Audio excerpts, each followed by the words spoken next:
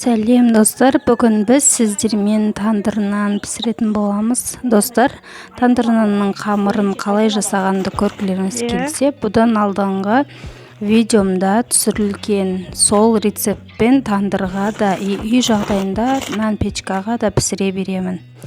Ал енді бірінші қамырымызды дайындап аламыз. Осылай қолдың көмегімен жасаймыз, өйткені нанымыз әдемі шығады.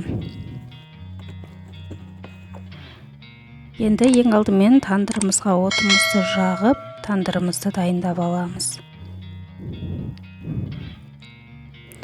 Осылай жақсы жану керек. Ішінде оты, тандырыңыздың іші бірінші қарайып, кейін ағаратын болады. Сол кезде тандыр дайын деген сөз. Міне мен уже тандырым дайын болып қалды. Байқағандарыңыздай іші аппақ түске енді. Енді міне қамырымызды дайындап аламыз.